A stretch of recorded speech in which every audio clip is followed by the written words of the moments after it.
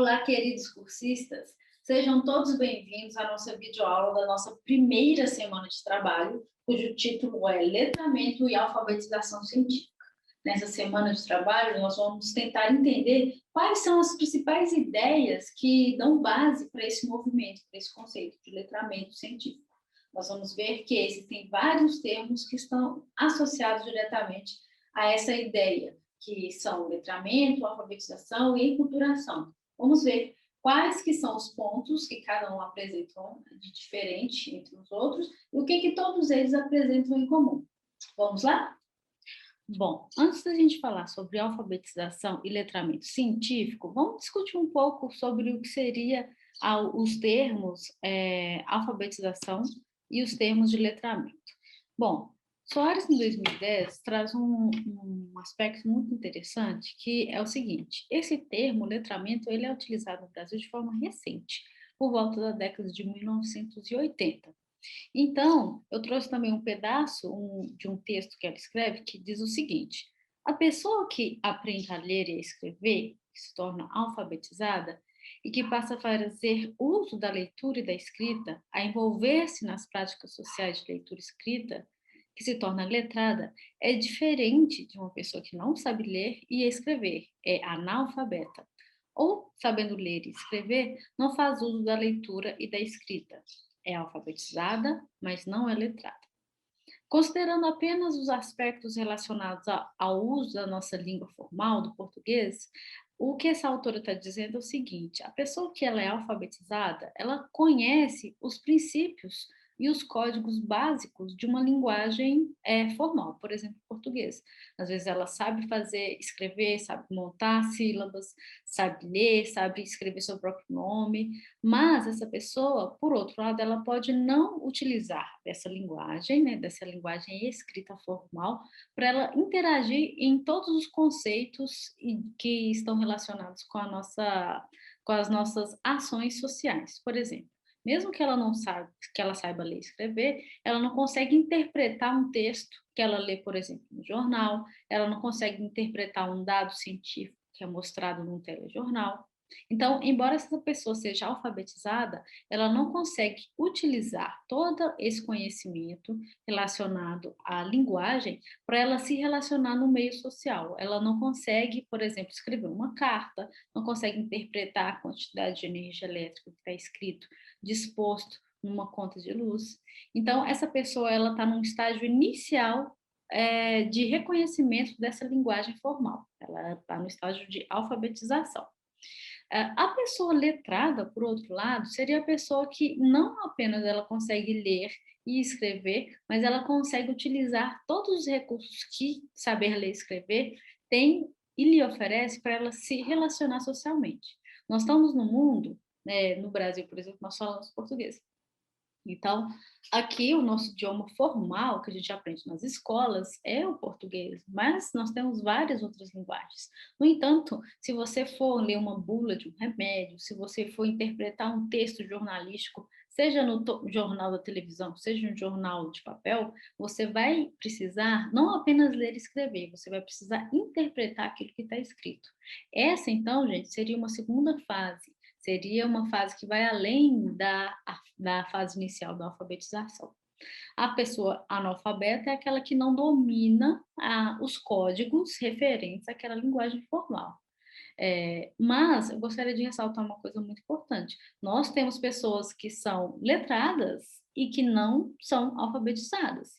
Por exemplo, para uma pessoa compreender o que está sendo falado formalmente no jornal de televisão, não necessariamente ela precisa ser alfabetizada. Ela pode ser uma pessoa analfabeta e ainda assim ter uma compreensão. E é isso que eu gostaria de deixar claro para vocês, porque essas definições elas não estão totalmente focadas no ensino de ciências em si, mas elas estão focadas mais na relação da pessoa em saber o idioma formal ou não, ok? Quando a gente vai para... Deixa eu mudar de tela aqui. Quando nós vamos trazer esses conceitos, né, quando a gente vai para a parte do ensino de ciências, nós temos a questão de alfabetização científica e letramento científico. O que que acontece? Nós estamos utilizando este termo, que ele inicialmente é utilizado para outras áreas do conhecimento, né? Quando a gente fala especificamente de alfabetização científica e letramento científico, nós entendemos que esta é uma linha de pesquisa, é uma área do conhecimento que está muito recente, ela ainda não está consolidada totalmente no Brasil.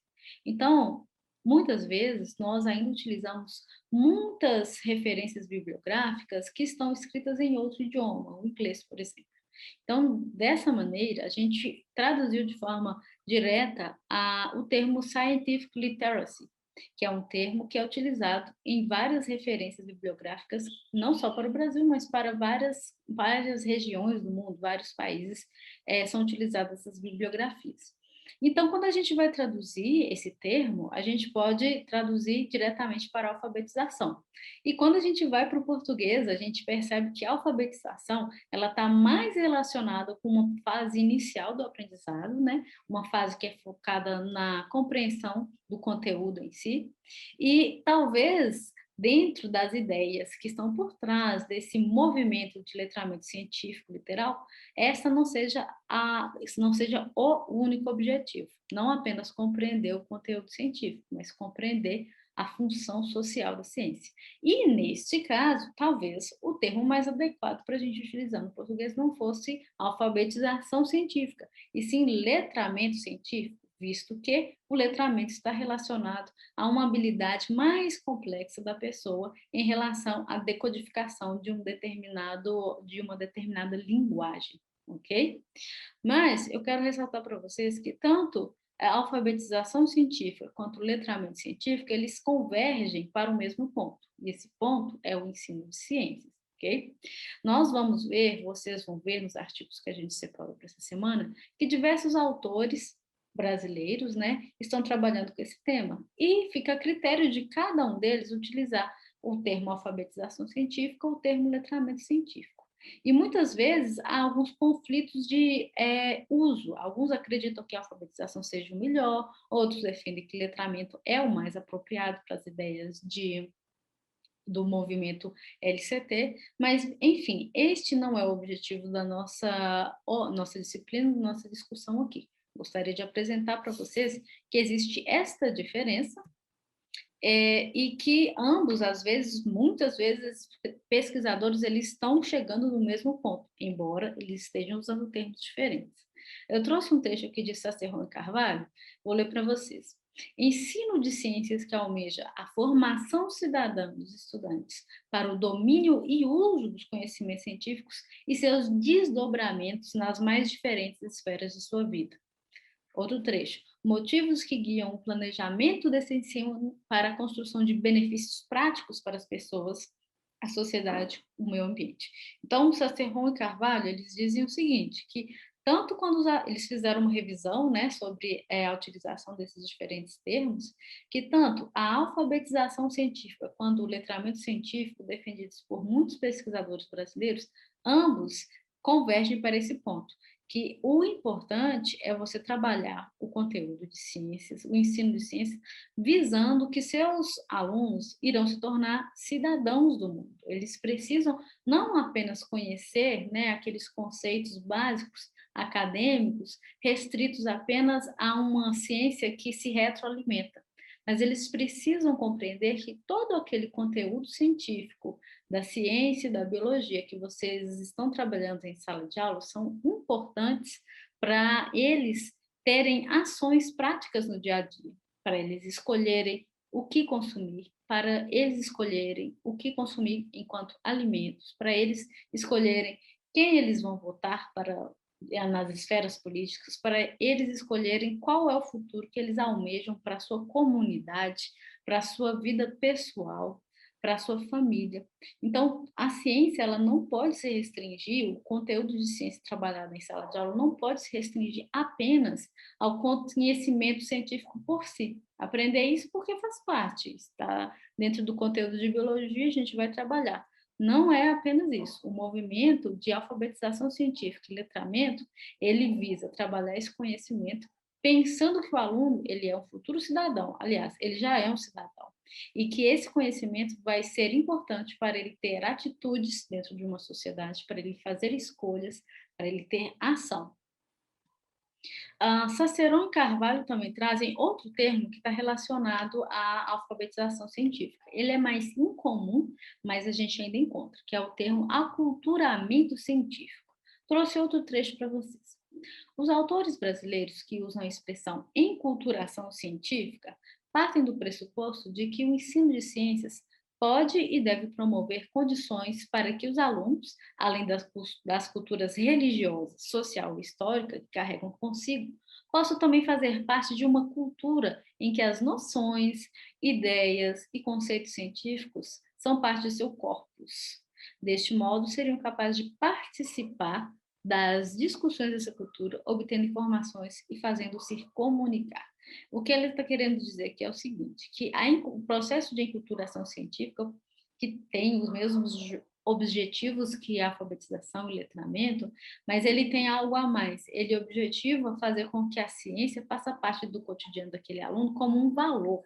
Não apenas aprender ciência, porque vai ser importante eu conhecer sobre transgênicos, sobre como as vacinas são vacinadas, para eu ter minhas ações e a fazer as minhas escolhas dentro da minha sociedade, mas também aprender ciência para você participar desse processo da produção científica do conhecimento.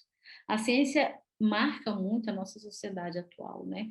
A ciência produz diversos conteúdos tecnológicos que chegam para a gente sem muita opção de escolha.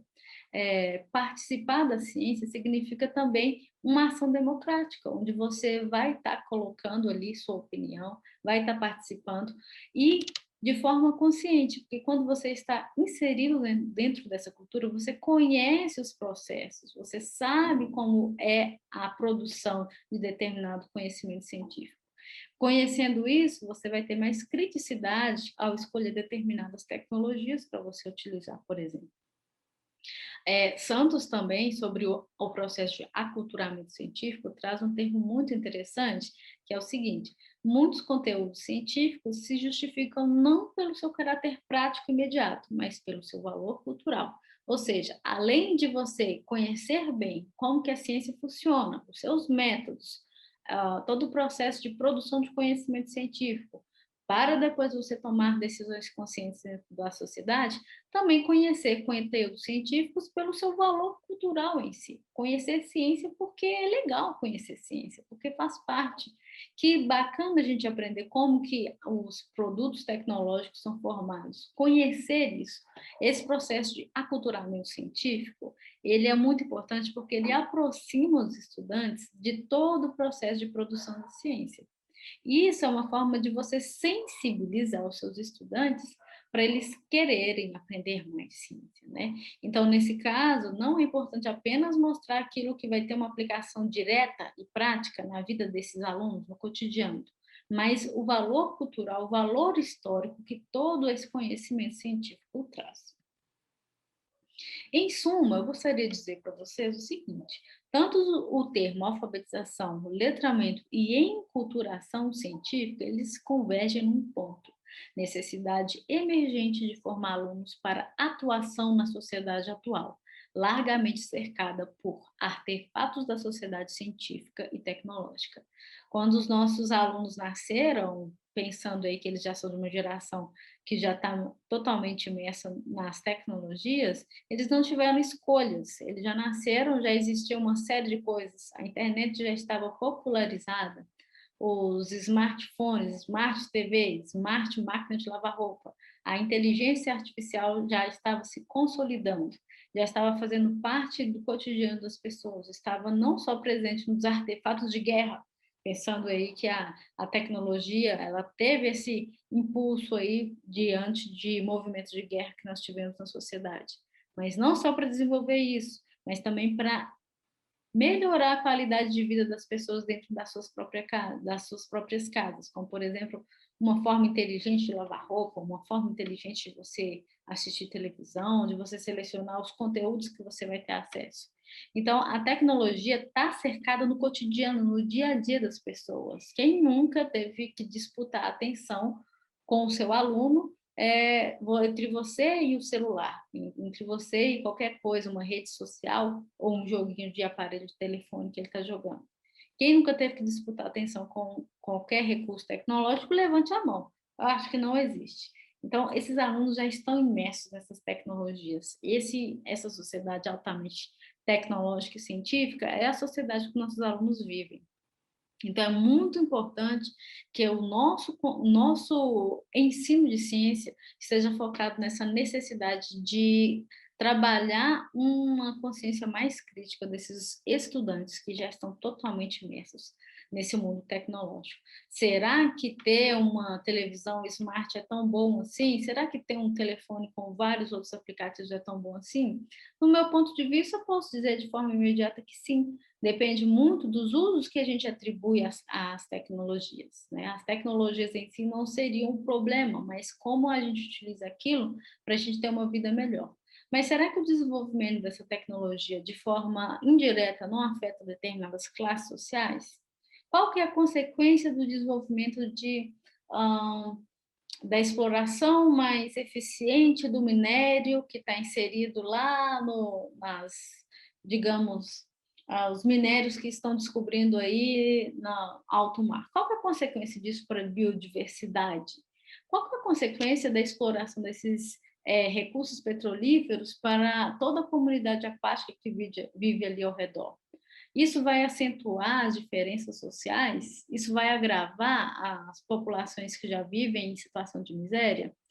Por exemplo, aumentar a produtividade de determinado cultivar no mundo significa diretamente que a gente vai acabar com a fome do mundo?